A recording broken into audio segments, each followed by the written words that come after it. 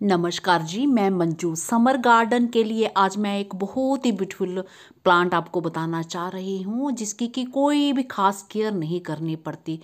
तो इस टाइम उस पौधे के जो सीड जहाँ कहीं भी गिरे होंगे तो जगह जगह वो पौधे निकल आए होंगे। और अगर आपके पास सीड्स हैं, जहाँ आपके किसी फ्रेंड के पास सीड्स हैं, तो वो सीड्स अभी आप गमलों में डाल सकते हैं और वो उग जाते हैं। तो हमारे यहाँ वो पूरा साल लगे रहते हैं, बट जो फ्लावर्स हैं उनके वो सिर्फ भरपूर सर्दी जब होती है, बहुत ज़्यादा ठंड, उस टाइम नहीं आते हैं। बाकी पौधे उनके बने रहते हैं और पूरा साल भर उगते ही रहते हैं। तो अगर थोड़ी सी खुराक उनको मिलती है, ज़्यादा मिट्टी मिलती है, तो उनका झाड़ जो है, पौधा थोड़ा बड़ा हो जाता है और खूब सारे फूल आते हैं। अगर कम छोटे से गमले में अगर लगा है तो जितनी खुराक मिल रही है तो उसी में वो हो जाता है, और छोटे से ही पौधे में जो फ्लावर वर्ड्स आना भी स्टार्ट हो जाते हैं और फूल आना भी जो जल्दी से शुरू हो जाते हैं। कब वो लगता है और कब कितनी जल्दी बड़ा होता है, कितनी जल्दी फूल आना शुरू हो जाते हैं, तो ये पता ही नहीं चलता। तो अगर आपके पास ये सब भी नहीं है, कहीं दूर पार इसके पौधे लगे हैं, बड़े बड़े लगे हैं, तो ये कटिंग से भी इजली ग्रो हो जाता है। तो चलिए मैं दिखाती हूँ कि मैं किस पौधे की बात कर रही हूँ, कि कौन सा पौधा है जो बहुत ही कमाल का है, जिसके कि ही शानदार रिजल्ट्स रहते हैं। तो चलिए देखते हैं। और अगर आपके पास गमलों में आसपास लगे हैं तो जिन भी उसमें रखना चाहते हैं आप गमलों में, तो उन्हें रख दीजिए, क्योंकि गर्मियों के लिए तो आपके पास खूब सारे गमले खाली होने वाले हैं। और सर्दियों में तो जैसे खूब सारे प्लांट्स हम लगाते हैं, और गर्मियों के लिए जैसे अब भरपूर गर्मी पड़ेगी तो इन प्लांट्स को लगा दोगे तो कोई खास केयर नहीं करनी पड़ेगी, और ये इतने सारे फूल देते हैं। बस गमले में लगा तो पानी भर उसको देना है, और कुछ करने की ज़रूरत नहीं है।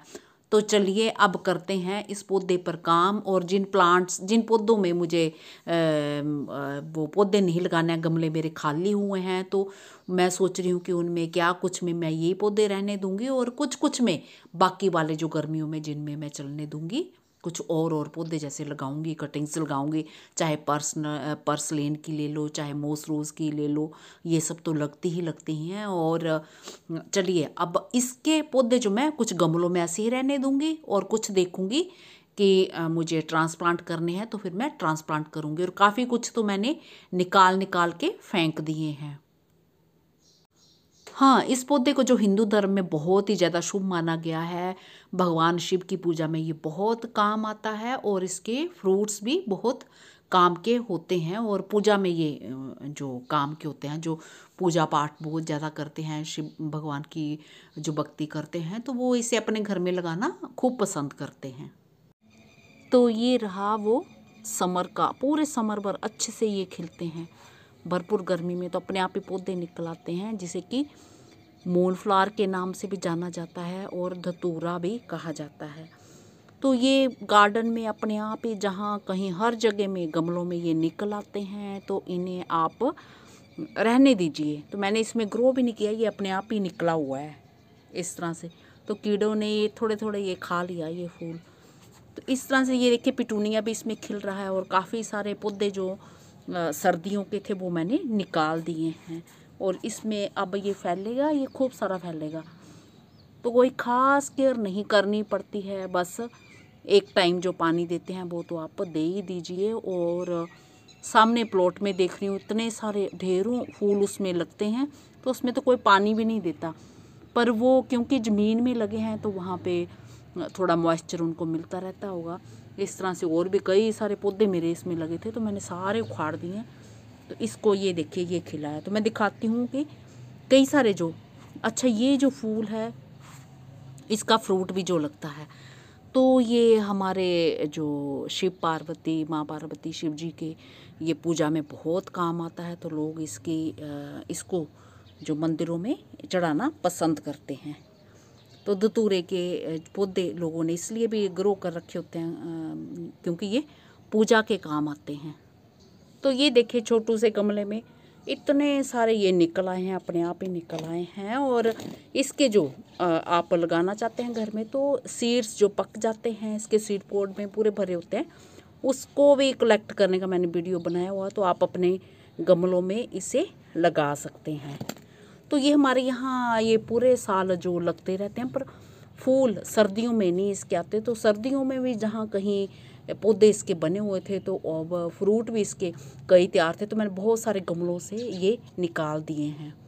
और बस अब ये एक इसमें बड़े गमले में मैं चलने दूंगी तो खूब सारे फूल आएंगे।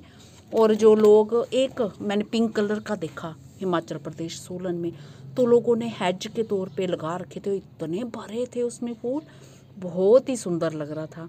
तो मैं बस वीडियो नहीं बना पाई क्योंकि मैं रोड में जहाँ पे गाड़ी से जा रही थी तो वहाँ खूब भीड़ भाड़ थी, कहीं गाड़ी रोकने की जगह नहीं थी। तो ये देखिए छोटे से इसमें ही बड़ा आना स्टार्ट हो गई, ये फ्लावर बड बन रहा है ये, तो यहीं से ये फिर खिल जाएगा। तो जितनी खुराक मिलती है तो उतनी इसकी हाइट हो जाती है, तो ज़्यादा अच्छे से खुराक मिलती है तो ये थोड़ा पौधा जो घना जैसा हो जाता है, बैंगन के पौधे की तरह ही, बस ये उतनी का हाइट रहती है। तो ये जंगली वाला है, ये खुद उगते रहते हैं इसके, तो फूल बहुत ही सुंदर लगते हैं जब ये पूरे भर जाते हैं, इकट्ठे खिलते हैं। तो इससे आप लगाना चाहें तो आपको आसपास उगे हुए मिल जाएंगे पौधे, तो आप अपने आप ही ये निकल आते हैं, तो आप इन्हें लगा सकते हैं। अभी सुबह सुबह का टाइम है और मैं गार्डन में सफाइयाँ करने आई हूँ, पानी देने आई हूँ, और हल्की सी धूप इधर से निकलने लगी है। तो मैंने सोचा चलो ये वीडियो आपके साथ मैं शेयर कर दूँ कि ये धतूरे का पौधा, जामुन फ्लावर सीड भी इसके अभी डाल सकते हैं, और ऐसे ट्रांसप्लांट भी इनको कर सकते हैं। तो ये इजीली ग्रो हो जाएंगे आपके गमलों में, और भरपूर गर्मी में चाहे इन्हें रखो, कोई भी इनकी केयर नहीं करनी पड़ती। बस गमलों में लगे हैं तो फिर पानी तो डालना पड़ता है, जैसी मर्जी मिट्टी में लगा दो। तो सामने प्लॉट में इतनी हार्ड मिट्टी पड़ी हुई है, वहाँ कोई रेत अभी सारा थोड़ी सी वो नीचे की प्लिंथ लेवल तक बनी हुई है, तो सब कुछ उसमें पड़ा हुआ, तो उसमें ही उगे हुए हैं इसके पौधे, तो इतने फूल वहाँ देते हैं। तो ये देखिए, तो कहीं से भी सीड इसका गिर जाता है, कहीं से भी, तो अपने आप ही पौधे निकल आते हैं। तो देखा ना, ये गर्मियों का कमाल का पौधा, बहुत ही आराम से चलने वाला, और पानी की कमी है, थोड़ा सा पानी दो तो ज़्यादा पानी की भी ज़रूरत नहीं होती है, कैसी मर्जी मिट्टी में ये लग जाता है। इसी के साथ ये मेरे ब्यूटीफुल गार्डन में लगे हुए हैं टीक फ्लावर कोरियोप्सिस, इनके साथ नमस्ते जी, शुक्रिया।